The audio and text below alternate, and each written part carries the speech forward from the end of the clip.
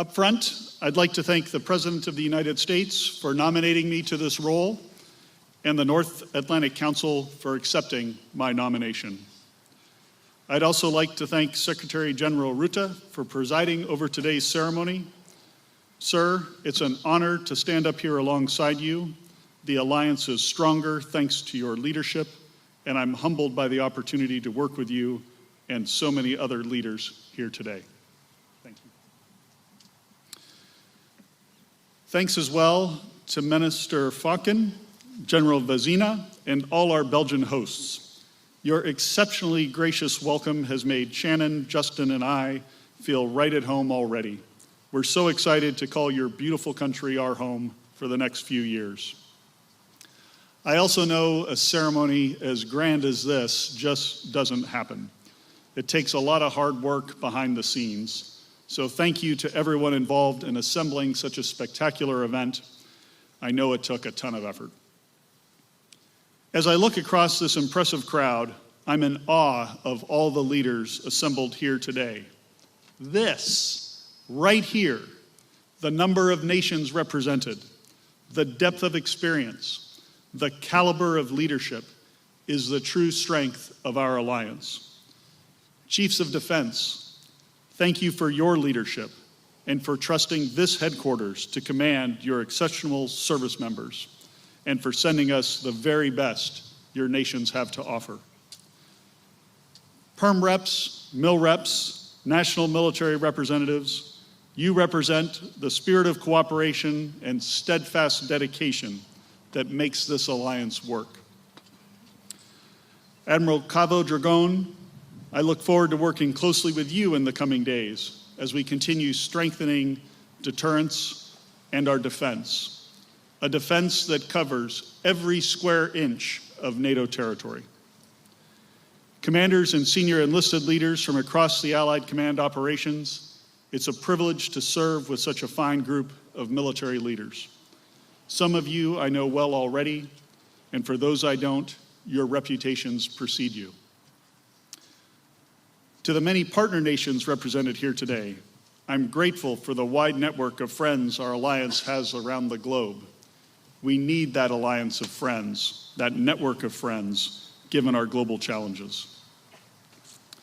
For those of us in uniform, of course, none of our military service would be possible without strong support from family and friends.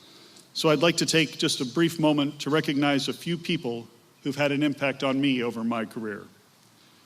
First, my wife Shannon and my son Justin. You all have been incredible supporters, and there's nothing I've done while in uniform that would have been possible without you two by my side. Shannon's mom Connie and my mother Linda are also both here today. They've been among our biggest fans, and thank you both for making the trip. They didn't quite come from Alaska, but they came from pretty far away to be here with us today.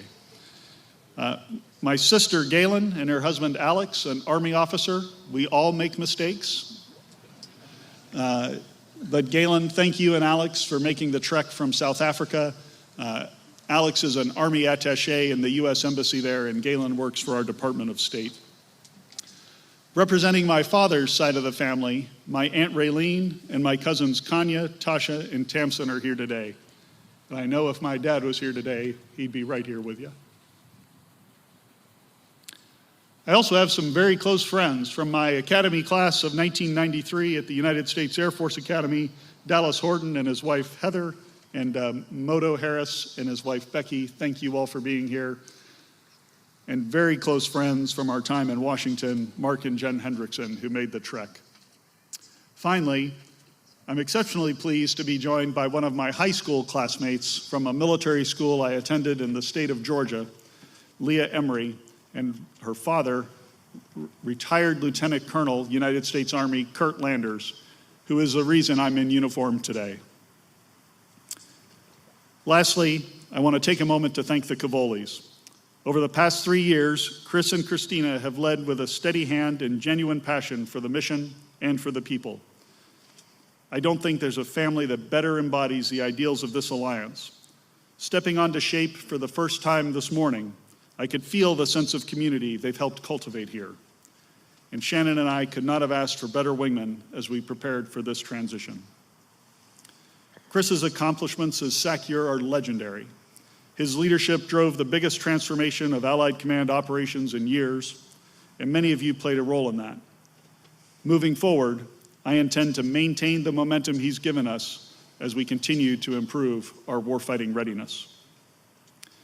These are consequential times, ladies and gentlemen.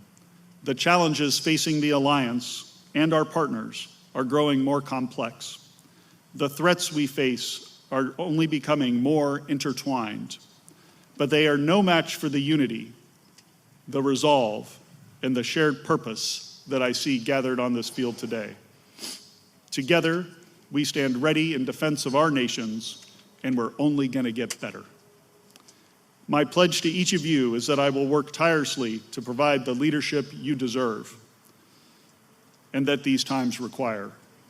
We owe such leadership to our servicemen and women and to the 1 billion citizens living across the territory of our alliance. God bless you all, and God bless this alliance. Thank you.